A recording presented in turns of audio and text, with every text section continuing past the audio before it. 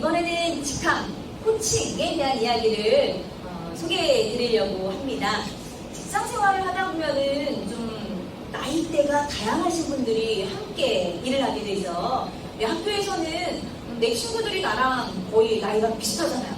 똑같거나. 그렇기 때문에 말을 하는데도 편안하게 이야기를 했었고, 누구야 이름을 부르면 되니까 호칭에 대한 고민을 별로 하지 않았단 말이죠. 그런데 직장 생활을 하다 보면은 나보다 나이가 많으신 분이 있고, 우리 어머님, 아버님 정도의 나이로 아주 나이 차이가 많이 나는 경우도 있고, 또 직장 생활을 하다 보면은 나보다 나이가 어린 분이 또 입사를 할 수도 있습니다.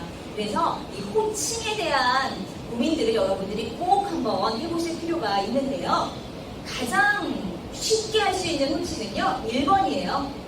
그냥 직함이 있으면 직함을 부르시면 됩니다.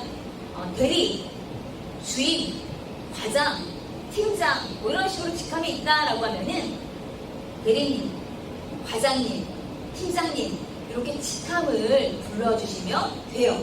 이 경우에는 별로 어렵지 않아요. 그래서 근데 두 번째는요, 우리 또 이제 드라마나 TV 보면은 누구누구씨라는 호칭 부르잖아요.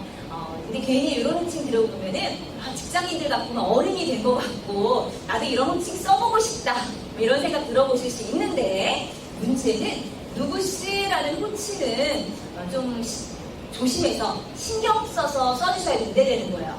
왜?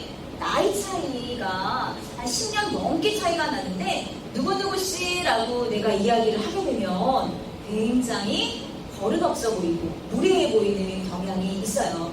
그래서 누구누구씨라는 호칭은 좀 뭐랄까요, 존칭이라기보다는 좀 약간은 그래도 극존칭은 아니거든요. 그렇기 때문에 나이 차이가 10년 이상 차이가 난다 라고 한다면 누구누구씨라고 할 수 없어요. 예를 들어서 제가 얼마 전에 TV를 보니까 그 아이돌을 준비하고 있는 펭수가 나오더라고요. 펭수가 몇 살이죠?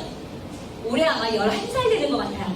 그럼 펭수가 여러분들한테 홍선영씨라고 하면은 요 호칭이 맞냐라는 거죠. 요 호칭 약간 애매하죠. 딱 10년 차이는 아니지만 10년 가까이 차이가 난단 말이죠. 요런 정도의 나이 차이라고 한다면은 누구누구씨라고 하진 않아요. 그래서 통상적으로 보통 누구누구씨, 홍선영씨라고 나이 차이가 한 7년 정도 위에 있다라고 한다면은 괜찮아요. 그런데 한 8년, 9년, 10년 정도 나이 차이다 라고 한다면은 좀 약간 무례하게 느껴지실 수 있습니다. 그래서 누구누구라는 씨, 누구씨라는 호칭은 10년 내외로 차이가 있을 때 보통은 7년, 헷갈리지 않게 7년이라고 하시면은 더 안전합니다. 그랬을 때 7년 정도의 나이 차이가 있을 때는 누구누구씨, 그럼 7년 이상이라는 호칭에는 누구누구씨 안 되죠. 다른 호칭을 써주셔야 되는데 그건 조금 이따 소개를 해드릴게요. 세 번째, 우리 학교 다닐 때는 형, 언니, 누나 이런 표현들 너무 자연스럽게 잘 썼어요. 그리고 이런 호칭을 사용하다 보면 굉장히 친한 사이 같고 편안하게 느끼셨을 겁니다. 그런데 직장에서는요, 이런 표현들을 사용하지 않습니다. 이런 표현은 왜냐하면 사석에서나 사용하시는 사적인 표현이기 때문에 안 쓰세요. 그래서 형, 언니라는 호칭 사용하지 않습니다. 그러면 뭐라고 하냐? 직함은 없어요. 직함이 있으면은 직함 불러주면 되는데 직함이 없어요. 왜? 나보다 나이도 많아요. 그런데 나이가 한 조금 많다라고 하면 그냥 선배님이라고 하시면 되고요. 10년 정도 나이가 많다, 아니면 8년 이상 나이가 많다라고 하면은 그냥 님자 붙이시면 돼요. 누구누구님, 또 선생님 이런 표현도 괜찮은데 그건 너무 과한 것 같아요 라고 하면 누구누구님, 선배님이라는 호칭, 그때 님자가 들어갈 수 있는 호칭을 써주시면 됩니다. 그래서 어떤 호칭을 사용해야 되는지에 대해서 여쭤봤고요. 만약에 여러분이 직장생활을 하는데 배우기는 했지만 도저히 이분을 어떻게 불러야 되는지 모르겠다 싶으면요, 차라리 좀 이렇게 어긋나는 호칭을 하시는 것보다는 물어보시는 것도 좋아요. 제가 어떻게 부르면 될까요? 라고 그분에게 직접 한번 물어보세요. 그러면은 나를 어떤 분은 그래요. 그냥 우리 둘이 있을 때는 언니라고 불러. 바로 그렇게 부르겠습니다 라고 부르시면 돼요. 그분이 허락하신 거니까. 그런데 허락도 안 했는데 가서 그냥 언니라고 하면은 예의하고 끝나는 거죠. 그래서 이러한 호칭에 대한 예절이 있지만 정 모르겠다 싶으시면은 물어보세요. 물어보셔도 괜찮습니다. 이번에는 호칭에 대한 퀴즈를 좀 준비해봤습니다. 퀴즈를 통해서 했던 내용들을 좀 정리해보려고 하는데요. 네, 여러분들이 맞으면 O, 틀리면 X라고 이야기를 해주시면 돼요. 첫 번째, 누구누구 씨라는 호칭은 나이 차이가 10살이 넘으면 사용해도 된다. 맞으면 O, 틀리면 X. 정답은 X죠? 네, 다 X라고 말씀해 주셨을 거예요. 제가 7년이라고 말씀드렸습니다. 두 번째, 직함이 여러 개 있으신 분이 있어요. 가끔 가다가. 네. 여기서는 사장님이고, 뭐 저기서는 팀장님이고, 뭐 이럴 수 있어요. 그러시면은, 가장 낮은 직함을 부른다? 이건 상식적으로 알고 계시면 좋은데요. 직함을 높은 거 불러주시면 좋아하시죠? 그래서 직함이 여러 개다라고 하면은 가급적 낮은 직함이 아니라 높은 직함을 불러주시는 것이 좋습니다. 세 번째, 상사의 부인 되시는 분은 사모님이라고 부르면 된다.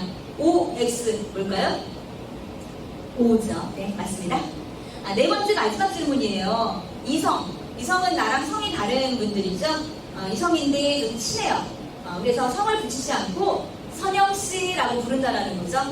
맞을까요? 틀릴까요? 이건 좀 약간 애매하다, 모르겠다 하실 것 같은데요. 비즈니스 상에서는 성을 붙이지 않고 이성 간에 부르지 않아요. X라고 보시면 됩니다. 왜냐면은 두 분이 막 사귀는 것 같이 오해를 할 수도 있어요. 그래서 동성 간에는 성을 빼고 선영씨 뭐 이렇게 부르셔도 무관하지만 이성, 다른 성과는 홍선영씨라고 해서 좀 성을 붙여서 이야기를 해주시는 게 조금 더 예의가 바르다, 격식 있다라고 보는 경향들이 있습니다. 네, 이렇게 해서 호칭에 대한 OX 퀴즈 풀어봤습니다. 이번에는 아마 직장에서 가장 많이 사용할 것 같아요. 업무를 지시받잖아요. 그렇죠? 그런데 이 업무 지시를 받는데도 요령이 있습니다. 네. 우리는 뭐 지금까지는 엄마가 만약에 뭐 심부름 시킨다. 스마트폰 좀 그만 봐. 라고 뭐 시킨다. 라고 하면은 조금 있다가 이런 표현들 자유롭게 쓸 수 있었어요. 그리고 누군가가 뭔가 심부름을 시키거나 부탁을 했을 때 나중에요. 이렇게 밀어주면서 이야기를 할 수 있었습니다. 그런데 직장 생활에서는 조금 달라요, 경우가. 이렇게 학교에서 했던 것처럼 또는 집에서 했던 것처럼 행동할 수는 없는 부분이 분명히 있거든요. 그래서 업무 지시를 받는데도 요령이 있습니다. 지금부터 요령 소개를 해드릴 건데, 먼저 첫 번째, 상사가 홍선영 씨라고 부른다라고 한다면은 한번 다 같이 읽어볼까요? 바로 대답한다. 네. 내가 어떤 업무를 하고 있다 하더라도 일단 상사가 부르면 대답은 먼저 합니다. 네 라고 말이죠. 뭐 잠깐만요 이런 표현보다는 네 라는 표현을 바로 먼저 해주시고요. 두 번째는요.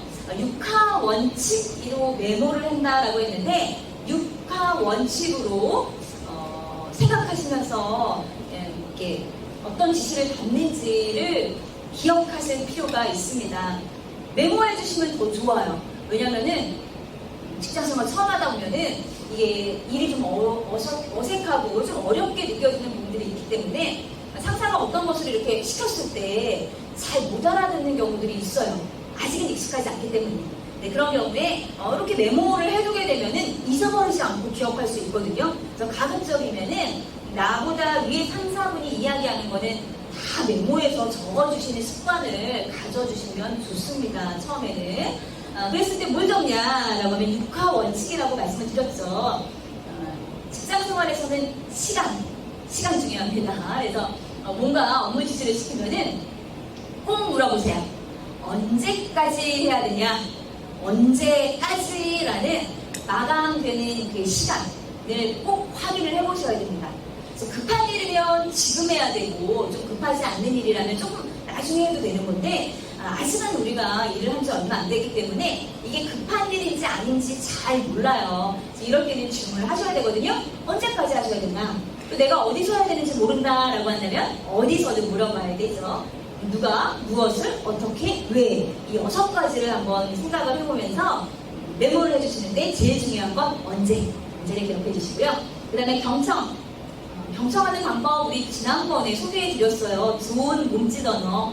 웃으면서 기울이고 끄덕이고, 예, 그쵸? 그리고 시선, 눈은 어디를 본다고요?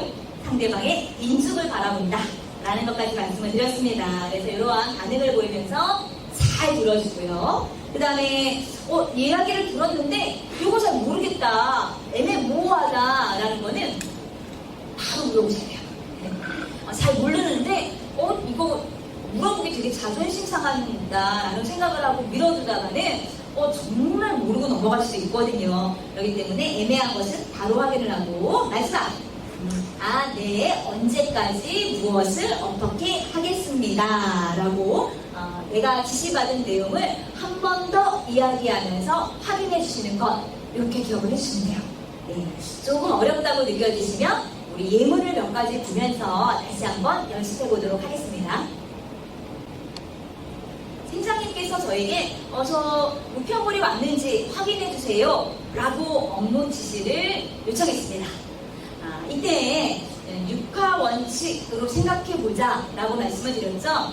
시간 중요하다고 했습니다. 언제까지 해야 되는지 확인해 보셔야 돼요.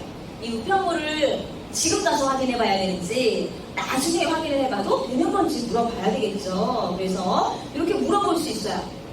지금 부서로 온 우편물이 있는지 확인해보고 올까요? 라고 질문을 해볼 수 있죠. 그랬더니 팀장님이 아직 우편물이 도착하지 않았을 수도 있고 급한 건 아니에요.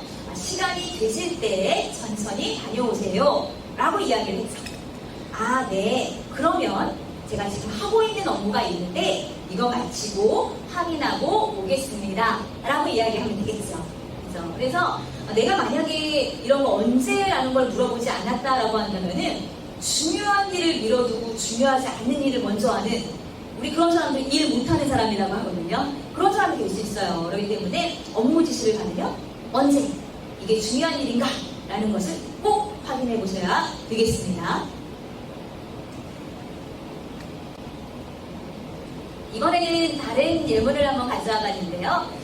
나의 상사가 나에게 업무 지시를 해주셨는데 이번에 업무 지시는 오늘 교육이 있어서 교육장에 가서 교육 준비를 좀 해주세요 라고 지시를 했습니다.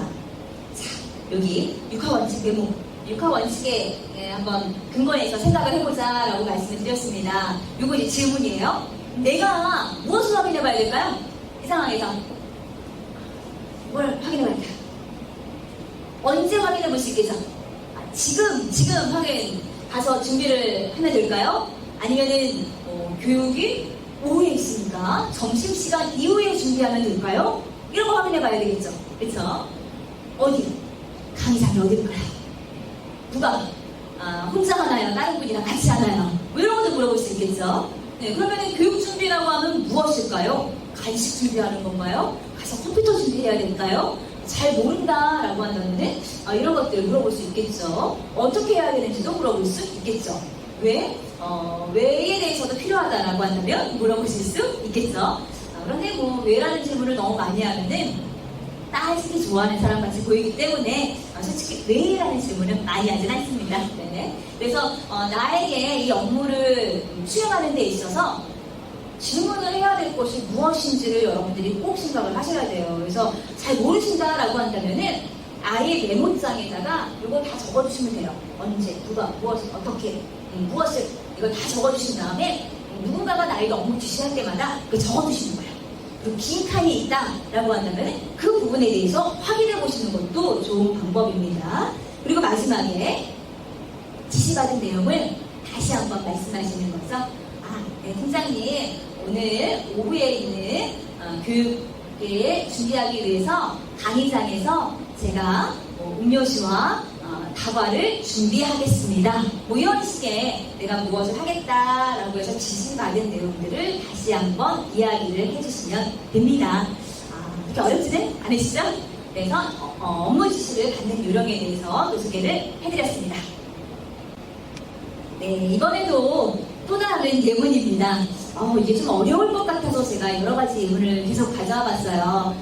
이번에도 팀장님께서 나에게 업무를 지시를 해요. 사무용품을 이렇게 어떠한 사무용품이 있는지, 필요한 사무용품이 뭐가 있는지 이렇게 리스트를 정리하고 있는데, 여기에 있는 이 리스트는 오늘 중으로 좀 구매해 주세요 라고 해서 저에게 문구점에 가서 필요한 이런 재료들을 좀 사와라 라고 심부름을 시켜주셨습니다. 네. 네, 그러면 또 확인해 봐야 될 거 있죠. 육하 원칙이라고 했습니다. 이번에 여러분들 한번 생각해 보세요. 내가 확인해 볼 것이 뭘까요? 언제? 네. 어디로? 무엇을 여기 리스트라고 있었죠. 어떻게? 왜? 이것 중에서 내가 모르는 것을 물어본다라는 거죠. 오늘 중이다라고 언제 말씀 주셨어요? 무엇을? 사무용품 리스트라고 했어요. 누가? 내가 어떻게? 카드로 할 것인지 무엇으로 결제를 할 것인지 이거 모르겠네요. 이런 거 한번 확인해 보실 수 있겠고, 어디서 평소에 구매하던 장소가 있는지 확인을 해 보실 필요가 있죠. 그래서 상사가 나에게 업무 지시를 한 내용들을 쭉 보고 이렇게 메모를 했는데 빈칸이 있다라고 한다면은 애매모호한 것은 다시 한번 물어보고 확인을 해 봐야 되겠죠. 지시받은 내용, 제가 오늘 중으로 주신 사무용품 리스트를 구매해 놓도록 하겠습니다 라고 말씀을 하셨다라고 한다면은 업무 지시를 굉장히 잘 받으신 겁니다. 이번에는요, 여러분이 직접 문제를 한번 풀어볼 거예요. 직접 문제를 풀어볼 거라서 고민을 조금 해보실 필요가 있습니다. 팀장님께서 나에게 또 업무 지시를 하세요. 이번에는요, 어떤 업무 지시를 하셨냐면 사무용품 리스트다라고 구매해야 될 사무용품 리스트를 저에게 주셨습니다. 그리고 오늘 중으로 구매해주세요 라고 말씀을 해주셨어요. 그럼 여러분이 이 업무 지시를 딱 받고 육하 원칙으로 메모해봐라 라고 말씀을 하셨죠. 이렇게 봤을 때 무엇을 더 확인해봐야겠지 한번 여러분은 고민해보시겠어요? 그리고 지시받은 내용들을 다시 한번 어떻게 하겠습니다 라고 복창하는 것까지 여러분들이 하셔야 업무 지시를 딱 받은 것이라고 할 수 있거든요. 그래서 요거는 제가 시간을 좀 드려볼 거예요. 조금 어려울 수도 있으니까 천천히 고민해 주셔도 좋습니다. 무엇을 확인해보고 마지막에 어떻게 복창해야 되는지 여러분들 한번 고민해 보시고 서로 고민해봤던 내용들을 이야기를 나눠보도록 하겠습니다. 지금까지 여러분에게 지시를 받는 요령을 소개를 해드렸어요. 이번에는요, 지시를 받았으면은 지시받은 내용을 보고해야 되죠. 보고하는 내용에 대해서 소개를 해드리겠습니다. 네. 지시를 받은 후에는요, 여기 있죠. 지시를 받은 내용을 실행을 하고 난 다음에 반드시라는 말이 있습니다. 반드시 보고하셔야 돼요. 상사분이 제일 좋아하는 직원이 어떤 직원인지 아세요? 상사가 제일 좋아하는 직원은요, 보고 잘하는 직원이에요. 중간중간 보고 잘하고 모르는 거에 대해서 잘 물어보는 직원을 상사는 좋아하시거든요. 그렇기 때문에 업무를 지시받았다라고 한다면은 완료가 된 이후에 일을 다 끝나고 나서는 반드시 보고를 하셔야 되죠. 그리고 이걸 끝낼 때까지 좀 시간이 걸린다라고 한다면은 중간 보고를 하실 필요도 있으세요. 예를 들어서 인터넷으로 이렇게 사무용품 화장지를 좀 몇 개 구매해 주세요 라는 지시를 받았어요. 그런데 내가 주문을 딱 인터넷으로 했는데 인터넷으로 주문하면 그날 바로 오나요? 오늘 오진 않잖아요. 내일이나 모레 온단 말이에요. 그랬을 때 이 주문한 그 비품들이 오고 난 다음에 왔습니다 라고 하시는 것도 좋겠지만, 만약에 이제 우리 상사가 기다리는 상품이다라고 한다면은 제가 주문했습니다 라고 중간 보고라는 것을 하실 필요도 있어요. 그래서 보고, 실행을 했으면 주문했습니다 라고 보고하고 왔습니다 라고 보고하고, 그래서 중간중간 완료된 상황 보고를 자세히 잘 해주실 필요가 있습니다. 두 번째는요, 이거 굉장히 중요해요. 직접 보고한다. 처음에 일을 하다 보면은 이 나보다 나이가 많은 윗분들이랑 이야기하는 게 굉장히 좀 어렵다고 해요. 그래서 직접 이야기하지 않고 저 이거 주문했으니까 대신 말씀해 주세요 라고 하시는 분들도 있어요. 그런데 이 전달받으신 분이 내일이 아니니까 잊어버릴 수도 있거든요. 그러면 안 되잖아요. 그래서 내가 지시받은 내용은요, 힘들더라도 잘 됐든 잘 되지 않았든 내가 보고를 하시는 것이 맞고요. 내가 보고를 하려고 딱 갔는데 상사가 자리에 안 계세요. 그럴 때는 메모라고 하죠. 메모라도 남겨두거나 아니면 문자를 남겨두거나 보고할 수 있는 방법은 많습니다. 그래서 다른 분에게 요청하지 않고 내가 직접 보고를 한다라는 거고, 세 번째도 굉장히 중요하죠. 결론부터 이야기한다. 네. 그래서 만약에 인터넷으로 주문을 한다라고 했을 때 인터넷으로 말씀하신 상품을 주문했습니다 라고 결론부터 이야기하면 되는 거죠. 네. 그런데 말 잘 못하시는 분은 제가 주문하려고 했는데 이런 거 저런 거 봐서 이러한 과정이 있어서 마지막에 주문했습니다 라고 결론을 마지막에 이야기하는 경우가 있어요. 이건 좋지 않다라는 거죠. 결론부터 이야기하고 그 과정은 마지막에 나중에 이야기를 하시는 것이 좋습니다. 그래서 보고하는 요령에 대해서 쭉 소개를 해드렸습니다.